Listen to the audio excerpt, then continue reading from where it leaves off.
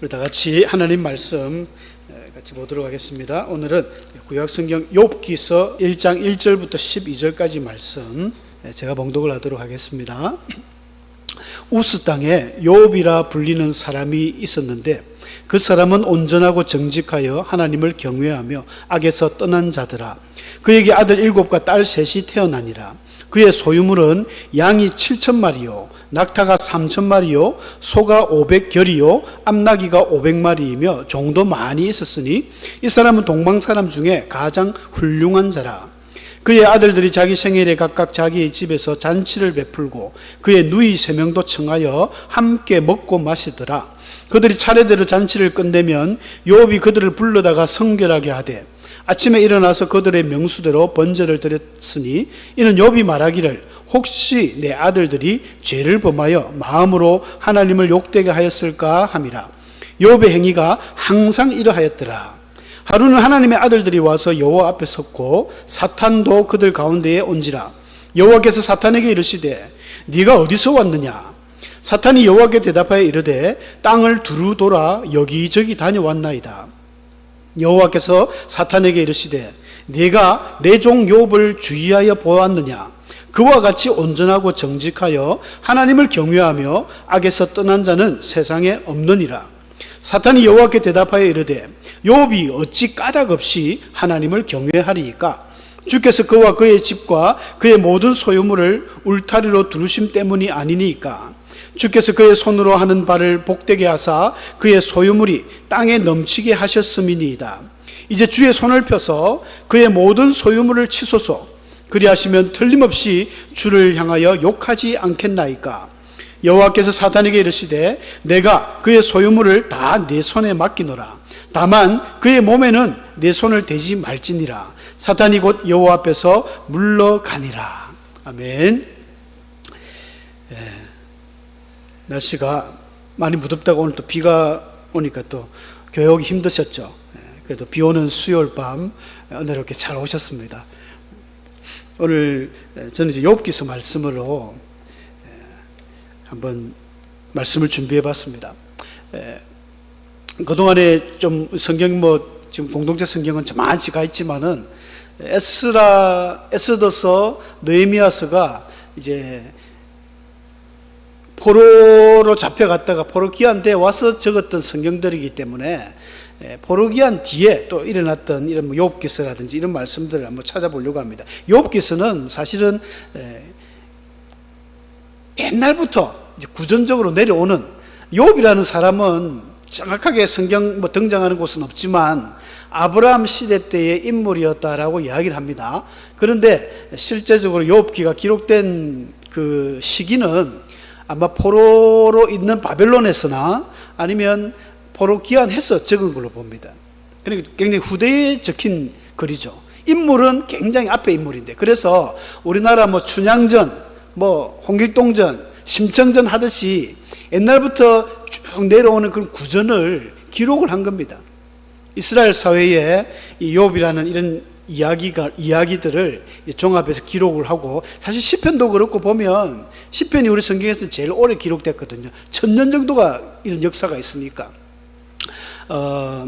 모세시부터 시작해가지고 다윗, 또 솔로몬 시까지 이걸 다 이제 히스기야 때 짧게는 편집하고 더 나아가서는 포로기한 갔다 와서 시편을 정리한 것입니다. 그래서 우리가 시가서라고 하는 5권, 욥기, 시편, 잠언, 전도, 아가서 이 5권이 거의 그때쯤 기록이 된 걸로 알고 있습니다. 근데 욥기는 우리 많이 어렵죠. 욥기를 볼 때마다 가끔 우리 성도님들도 묻습니다. 이게 도대체 무슨 내용이냐? 안에 읽다 보면 친구들이 나와가지고 이야기하는데 도대체 이게 무슨 이야기, 저게 무슨 이야기인지 사람을 상당히 난처하게 헷갈리게 만듭니다. 그리고 문제는 또 더 심각한 문제는 이런 게 있지 않습니까? 욥기를 읽으면 항상 그 궁금증이 생기는데 왜 의로운 욥이 고통을 받아야 합니까? 오늘 본문에도 읽었지 않습니까? 하나님 얼마나 욥을 좋아하는지. 이 욥은 진짜 하나님을 경외하고 악에서 떠나고 온전하고 이런 인물인데 왜 욥이 고통받는가?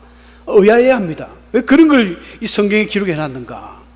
그리고 하나님이 왜 욥을 또 시험하셨는가? 사실은 엄밀히 따지면 하나님이 욥을 시험한 건 아닙니다.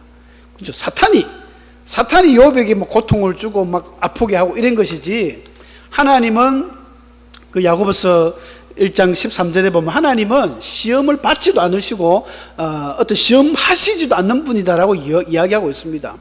근데 그 야고보서에 기록된 시험이라는 그 단어가, 이 시험이라는 말이 우리 성경에 한글로 시험으로 번역됐지만은 이 페이라스모스라는 그 헬라어 단어가 한 3가지 의미가 있습니다. 영어로도 보면 좀 다르죠. 우리가 유혹한다, 마귀가 우리를 유혹할 때 이 템테이션이라는 유혹의 어떤 의미의 시험도 있고, 또 하나님이 하나님의 자녀들을 좀 강하게 하드 트레이닝하는 거죠. 트라이얼이라는, 좀 강하게 훈련하는 시련의 의미가 있는, 시련이라는 번역으로 하면 더 좋은 시험이 있습니다. 마지막으로 하나님이 테스트. 아브라함에게 하나님이 이삭을 바쳐봐라, 너 정말 나를 사랑하느냐, 하나님이 테스트 하신 거죠. 하나님이 아브라함에게 테스트했지, 아브라함을 꼬드겨가지고 유혹을 해서 어떻게 아브라함을 망하게 하려고 시험한 건 아니죠. 그래서 야고보서 1장 13절에 나오는 시험이라는 단어는, 하나님이 시험을 하시지도 않고 시험 받지도 않는다는 것은 마귀가 유혹하는 걸 말합니다. 하나님 우리 성도님들을 유혹하지 않습니다. 하나님이 욥을 유혹하지 않았습니다. 대신에 욥을 통하여 물론 사단이 이렇게 했지만 강하게 하는 거예요. 더 강하게 하시고 더 복주치려고, 이런 의미가 숨겨져 있습니다. 또 한 가지, 야 그러면 욥처럼 이렇게 의인인데 이런 의인도 고난을 받느냐, 이런 의인에게도 재앙이 오느냐, 여러분도 어떻게 생각하십니까? 의인에게도 재앙이 옵니다. 올 수 있습니다. 아무리 신앙생활 잘하고 아무리 1년 365일 새벽기도를 그렇게 철저히 다니는 장로님, 권사님이라 하더라도 사고 날 수 있습니다. 자동차 타고 가다가 사고 날 수도 있고, 비행기 타고 가다가 사고 날 수도 있고, 그걸 보여주는 거예요. 그렇지 않습니까? 우리는 그렇게 생각합니다. 아무개 성도님, 그래서 우리가 입조심을 해야 되는데, 욥기서를 보면 특히 이 친구들이 처음에는 욥을 위로하러 왔다가 나중에는 저주 섞인 말들을 막 하지 않습니까? 그래서 우리 입 조심해야 되는 거예요. 교회 내 어떤 성도님이 뭐 무슨 이유인지 모르지만 어떤 교통사고가 났어요. 그러면 먼저 아유 어떡합니까? 힘드시죠? 이 위로를 먼저 해야 되는데, 뭐 재진 겁나? 니 혹시 어제 맞다 지난주일날 니 교회 안 나오더만은 혹시 11조 빙땅인 거 아니가? 뭐 온갖 요 말을 조심해야 됩니다. 요 그때는 입이 아니고 이제 주둥이라 그러죠. 조심해서 놀리라. 욥기에서 그런 것도 우리가 알 수 있습니다. 하여간 의인도 재앙이라는 게 불의의 사고를 당할 수 있습니다. 성도님들이 그런 걸 생각을 해요. 믿음이, 하나님의 이 어떤 시련이 오는구나. 그때 하나님이 주신 시험은 마귀의 그런 유혹이 아니라 하나님이 뭔가 뜻이 있구나. 이렇게 욥기를 읽는 성도라면, 욥기를 아는 성도라면 그렇게 말이 나와야 되는 거예요. 욥기의 이 성경 구조가, 그래서 많이 욥기 42장까지 있는 욥기가 어렵습니다. 그래서 신대원 다닐 때 우리 구약학 히브리어 교수님이었던 김성진 교수님이 자기도 어디서 출처를 가져왔는데, 이 강의 안에 핵심 포인트를 기록해 놨어요. 이 대차대구라는 서로 이제 비슷한 말들이 이렇게 연결되었을 때는 그 대차대구법이라는 게 있는데, 욥기가 의외로 간단합니다. 욥기 1장, 2장은 욥의 고난에 대해서 나오죠. 3장부터는 자기의 생일을 막 저주합니다. 욥은 하나님을 저주하지 않고 하나님께 반항하거나 하나님을 막 욕하지 않았습니다. 자기 아내는 그랬죠. 아내는 욕을 했습니다. 욥은 그렇지 않습니다. 그리고 이제 4장부터 이제 본격적으로 친구들이 와가지고, 친구들 3명이 등장하죠. 엘리바스, 그 다음에 소발, 빌닷, 이 3명이 등장하면서 막 처음에는 위로했다가 나중에는 그래도 욥 자네가 뭔 죄를 지은 게 없나 한번 잘 살펴봐라. 하나님이 어떻게 죄를 안 지었는데 이렇게 이렇게 어려움을 줄 수 있는가. 이게 이제 그 당시의 모든 문학 속에 숨어 있는 인과 응보의 신학입니다. 보응 신학이라고 하죠. 죄를 지었기 때문에 벌을 받는 것이다. 그렇죠. 죄를 지으면 벌을 받는 건 맞는데, 욥은 우리가 알듯이 죄를 지은 것이 없거든요. 특수 케이스가 있다는 겁니다. 근데 그걸 친구들이 계속 이야기하고, 욥이 나는 아니다, 나는 죄 안 지었다, 나는 의롭다, 나는 하나님 앞에 먼지 하나 털어도 먼지 하나 안 날 정도로 나는 바르게 살았다. 이게 서로 변론하는 과정이 27장까지 진행됩니다.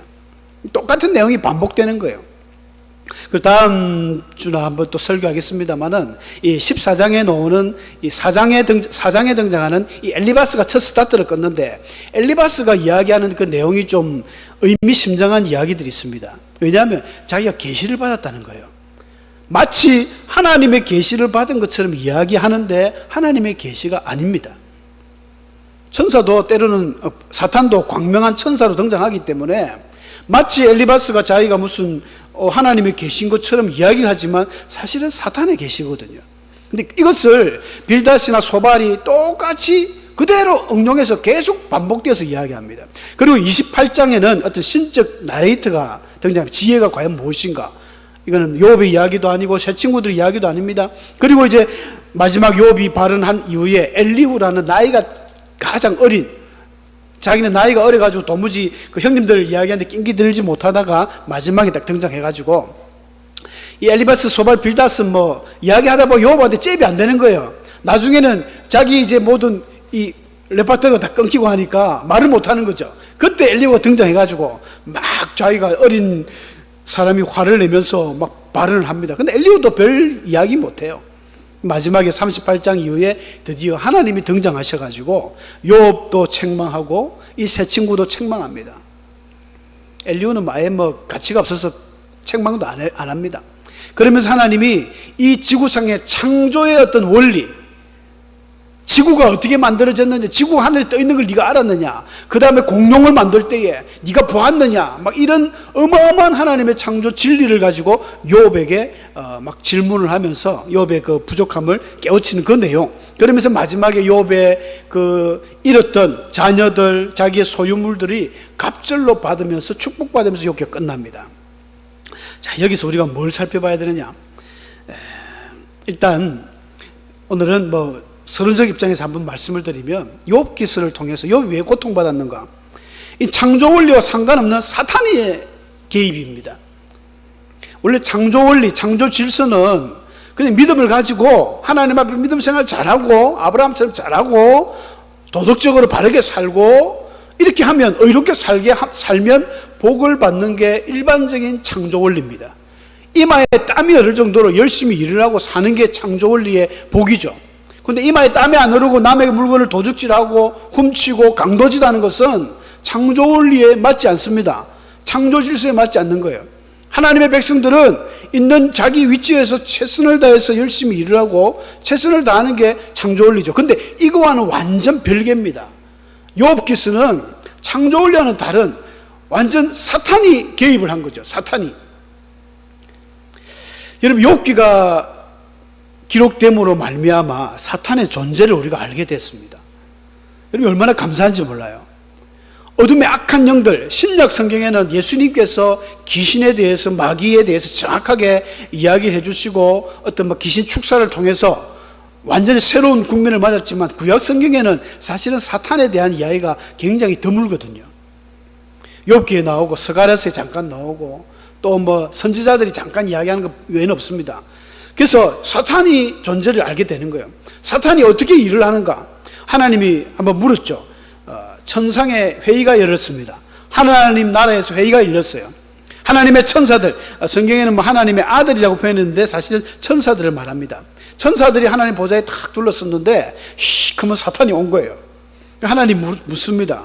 네가 어디서 왔느냐? 여기는 네가 어디서 나타났느냐 이게 아니라 어디 갔다 왔느냐, 그런 개념이죠.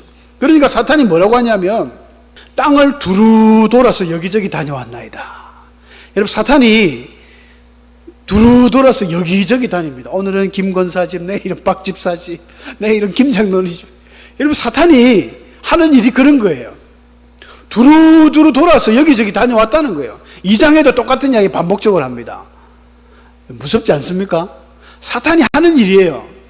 사탄은 이곳저곳 기웃기웃 우는 사자처럼 혹시 삼킬 자를, 내 밥이 없는가 찾아보는 게 사탄의 사명입니다. 사탄의 임무예요. 이게 욥기를 통해서 우리가 알게 됐습니다. 물론 신약에서도 많은 성경 구절에서 이야기를 해주시지만, 근데 더 감사한 것은 하나님의 말씀이에요. 하나님이 이런 이야기를 했습니다. 8절에 보니까 사탄에게 이르되 네가 내 종 욥을 주의하여 보았느냐? 주의하여 보았느냐? 이게 2장에 들어가서도 똑같은 표현을 쓰고 있거든요. 여러분, 하나님이 우리를 보고 계십니다. 주의하여 보고 있다는 거예요. 주의한다는 것은 아주 조심해서 정확하게 자세히 본다는 의미죠. 하나님께서 우리를 보고 계십니다. 그러니까 때로는 억울한 일, 때로는 하나님 앞에 나쁜 범죄도 겁이 나서 못하는 거죠. 사람들은 몰라도, 야, 우리 목사님 장로님들이 모르겠지. 예, 목사님 장로님 몰라도 하나님이 주위에서 보고 있는 거예요. 그게 어디 마음 놓고 죄를 짓겠습니까? 사람들은 몰라도 나 여호와는 심령, 마음 중심을 감찰한다 했지 않습니까? 하나님 보고 계시는 거예요. 그러니까 우리 성도님들 너무 억울해하지 마십시오. 혹 교회에 내가 열심히 봉사했는데 안 알아주더라. 아, 목사님 맨날 주일날 말이지 다른 사람들 박수 다 치는데 나는 안 쳐주더라. 억울해하지 마십시오. 하나님이 보고 계십니다. 하나님이 보고 계시는 거예요. 내 종 욥을 주의하여 보았느냐. 야, 하나님이 이때 사탄에게 얼마만큼 욥을 자랑하고 싶었으면 여러분, 이런 성도님들 되어야 되지 않겠습니까? 하나님이 자랑하고 싶은 성도, 하나님이 자랑하고 싶은 교회, 이게 우리 성도님들의 정말 삶의 목표가 되어야 될 줄 압니다. 여러분, 욥이 고난받은 이유는 사탄의 시기였습니다. 사탄이 하나님이 그렇게 자랑하니까 그때부터 사탄이 이제 시샘이 나는 거예요. 아주 시기심이 들어가지고 9절에 그런 말을 합니다. 사탄이 하나님께 아이고 하나님 어떻게 욥이 까닭 없이 하나님을 경유하겠습니까? 이 까닭 없이라는 말이 표준 세번역에는 아무 바라는 것 없이라고 이렇게 번역되어 있습니다. 하나님 욥이 아무 바라는 것 없이 그렇게 하겠습니까? 하나님이 잘 주고 잘 챙겨주고 그 앞에 우리 2절부터 3절까지 욥의 재산이 나왔잖아요. 굉장히 부자입니다. 완전 엄청난 부자였어요. 양이 7,000마리고 낙타가 3,000마리고 소가 500결이 암나귀가 500마리 정도 많고 아들도 7명 딸도 3명 부족함이 없는 거예요. 대기업 회장 총수 같은 이런 부자였습니다. 하나님이 그렇게 잘해주니까 잘하는 거 아니겠습니까? 그러니까 하나님도 좀 괜히 기분이 나빴는지 그러면 네 마음대로 한번 해봐라. 내 욥은 얼마나 하나님 욥을 좋아하시는지. 노아도 당대의 의인이랬잖아요. 이런 분들이 간혹 제법 나옵니다. 아브라함은 하나님의 벗이라고 칭하지 않습니까? 하나님 친구, 하나님 베프예요. 베프, 베스트 프렌드. 그러니까 너 한번 건드려봐라. 대신에 그 몸은 건들지 말고 네 재물로 네 마음대로 해봐라. 그러니까 사단이 이건 하루아침에 갑자기 스바 사람 또 갈대아 사람이 오고 태풍이 불고 하면서 쫄딱 자기 아들도 자녀도 다 죽고 자기들 모든 동물도 다 죽고 난리가 났어요. 하루아침에. 우리가 이걸 뭐랍니까? 하루아침에 알거지가 되었다고 합니다. 하루아침에 한순간에 완전 쫄딱 망해버렸어요, 욥이. 그럼에도 욥은 하나님을 저주하지 않고 1장 맨 21절에 보면은 유명한 말이죠. 주신이도 여호와시요 거두어 가시는 분도 여호와시니 여호와의 이름이 찬송을 받을지어다 하면서 하나님을 예비한 거예요. 이 욥의 위대함이죠. 사탄은 이렇게 우리를 항상 괴롭히고 넘어뜨리려고 갖은 수단과 방법을 가리지 않습니다. 그런데 감사한 것은 오늘 욥기서를 통해서 보니까 사탄이 지 마음대로 하지 않는구나. 하나님의 허락하여야 하는구나. 이걸 알 수가 있습니다. 그러니까 욥이 고난받은 것은 하늘에서 천상회의를 통해서 결제가 딱 떨어진 거예요. 하나님의 오케이 사인이 떨어졌기 때문에 사탄이 욥을 괴롭혔습니다. 재물을 빼앗았습니다. 2장에 넘어가면 또 사단이 또 그렇게 괜히 또 시샘을 내가지고 하나님이 그 사람 몸을 건강히 하니까 그런 거 아닙니까? 몸을 한번 쳐보십시오.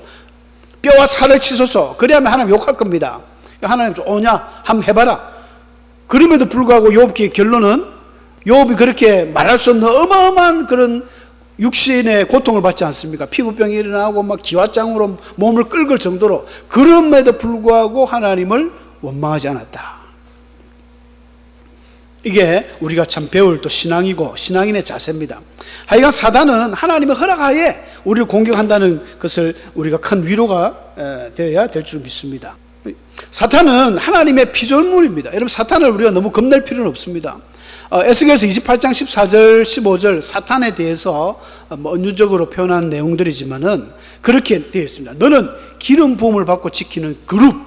여러분, 그룹, 케루빔이라는 것은 하나님의 그 시온소 보좌를 듣고 있는 정말 최고의 권위 있는 천사를 말합니다.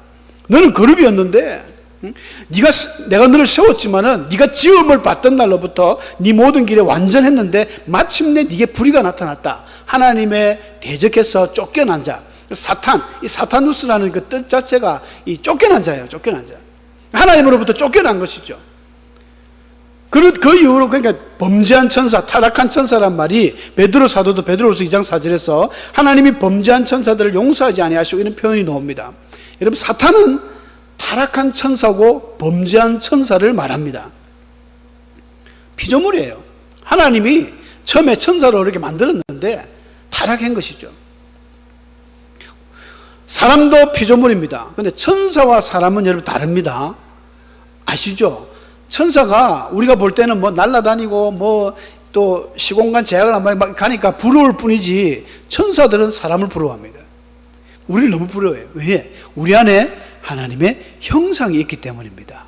창세기 하나님이 만들 때 우리의 형상을 따라 사람을 만들자 해가지고 인간에게는 하나님의 형상이 있어요. 천사는 형상이 없습니다. 천사는 그냥 영이에요.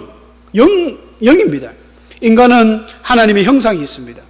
이것 때문에 우리가 천국도 가고 또 천사는 하나님이 피조물 만들었다 지었다 했지만 인간은 내가 너희를 낳았다고 했지 않습니까? 시편에. 어마어마한 존재가 인간입니다. 그래서 이 마귀는 우리를 시도 때도 없이 공격하고 살피고 다가오지만 야고보서 4장 7절에 뭐랍니까? 너희가 마귀를 대적하라. 그리하면 너희를 피하리라. 하나님의 형상이 있는 우리가 특히 예수를 믿고 예수님을 영접한 하나님의 자녀라면 이 어마어마한 권세, 요한복음 1장 12절에 영접하는 자 곧 그 이름을 믿는 자들에게는 하나님의 자녀가 되는 권세를 받았다. 어마어마한 권세를 가진 거예요. 그러니까 마귀가 아무리 우리를 공격한다 할지라도 담대하게 우리가 나가면 이길 수 있다. 바울 사도도 에베소 6장 11절에서 그런 말씀을 하고 있지 않습니까? 정말로 너희가 마귀의 관계를 이기고 대적하기 위해서 하나님의 전신갑주를 입어라. 우리의 싸움은, 우리의 씨름은 혈과 육이 아니고 눈에 보이지 않는 어둠의 세상 주관자들, 하늘의 악한 영들, 곧 사탄과의 싸움이라고 그랬습니다. 여러분 정신 바짝 차리셔야 됩니다. 눈에 보이지 않지만 온 땅의 마귀는 여기저기 두루 돌아다니고 호시탐탐 기회를 엿보고 있습니다. 오늘 자리에 참석 안 하신 많은 성도님들, 뭐 어떤 이유인지 모르겠지만 혹이라도 마귀가 그 마음을 찝쩍거려 가지고 시험에 빠지고 시험 들었다면 당장에 무릎 꿇고 기도하셔야 됩니다. 예수님 탁 손들고 막 성령님 나를 잡아 주십시오. 변화시켜 주십시오. 이 원수 마귀가 더러운 귀신들이 나를 이렇게 마음을 올가매고 있습니다. 하나님 도와주십시오. 나사렛 예수 그리스도 그 이름으로 명하노니 내게서 떠나가라. 명령하고 기도하면요 씻은 듯이 회복됩니다. 할 수 있습니다. 성경이 그것을 이야기하고 있기 때문입니다. 자, 욥기서를 통해서 우리가 두 번째 또 알 수 있는 것은 신앙생활 잘해도 고난은 온다. 신앙생활 잘해도 고난은 올 수 있습니다. 오히려 신앙생활을 대충대충 하는 사람보다 더 신앙생활을 열심히 하고 기도생활, 예배생활, 찬양생활 막 이렇게 하나님 말씀을 가까이 하고 이런 사람들에게 마귀가 더 공격합니다. 왜 그런 줄 아십니까? 마귀가 더 무서워하니까. 야, 저놈 저 가만히 놔두면 큰일 난다. 저놈 더 크기 전에, 더 믿음이 들어가기 전에, 더 능력이 충만하기 전에 잘라야 되겠다 하고 마귀가 공격하는 거예요. 그걸 욥기서를 통해서 우리가 배우지 않습니까? 하나님이 얼마나 욥을 자랑했든지, 얼마나 온전했든지 사탄도 계속 공격을 했습니다. 여러분 신앙생활 대충 하면 마귀도 대충 공격합니다. 아니, 저놈은 그냥 가만히 놔둬도 돼. 그런 인물이 있다니까요. 교회 성도님들 중에 이런 100명의 성도님들 중에 몇 프로가 그런 사람이겠습니까? 마귀의 공격 대상 1호 누굴까요? 첫째는 목사님이죠. 담임 목사님, 장로님들 일당백입니다. 쓰러뜨리면 교회 뭐 금방 넘어갑니다. 아, 그러면 나는 뭐 집사도 아니고 나는 평신도인데요. 아니요, 그거 상관. 평신도인데도 믿음 생활 열심히 하고 기도 생활 열심히 하면 마귀들이 가만히 안 놔둡니다.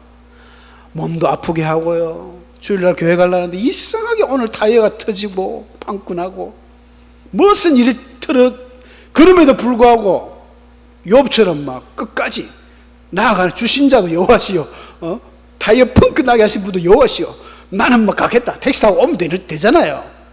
계속 핑계에 변명에 변명을 대면 끝이 없습니다. 마귀가 원하는 거죠.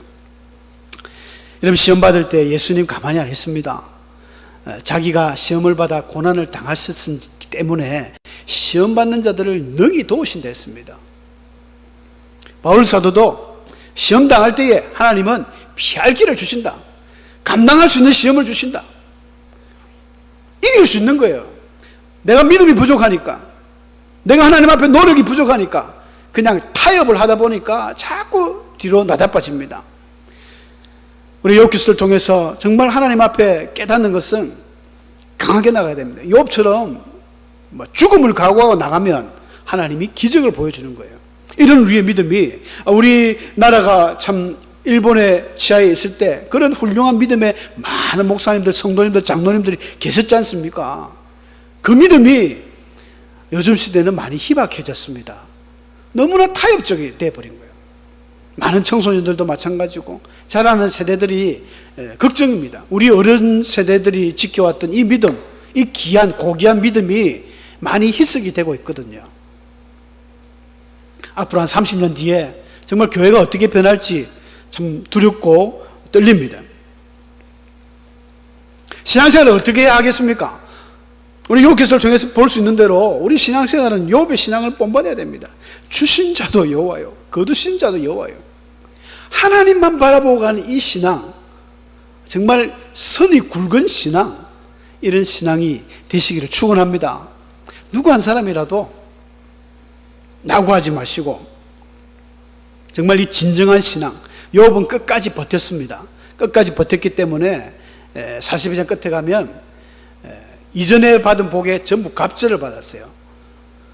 아까 양이 7,000마리면 양이 14,000마리 주셨고요, 낙타가 3,000이면 6,000마리 주셨고요, 소가 500개이면 소가 1,000개를 주셨습니다. 다 갑절로 풍성하게 주셨습니다. 그리고 죽었던 아들, 딸 또 위로하면서 똑같이 그 숫자들을 주셨어요. 물론 헤어짐의 아픔은 있지만 하나님께서 다 주신다는 거예요. 믿음으로 살아가고 믿음으로 그렇게 고난이 와도 잘 버티고 이겨내는 성도들에게 큰 복을 주신다는 그런 위로가 있는 욥기 성경인 것 같습니다. 하여간 오늘 꼭 기억하십시오. 의인에게도 고난이 온다. 의인에게도 고난이 오고 그 고난이 올 때 어떻게 그 고난을 받아들일 것인가, 또 주위에서 어떻게 그 사람을 위로할 것인가, 이런 부분들을 우리 욥기서를 통해서 잘 배울 수 있을 것 같습니다. 함께 기도하겠습니다.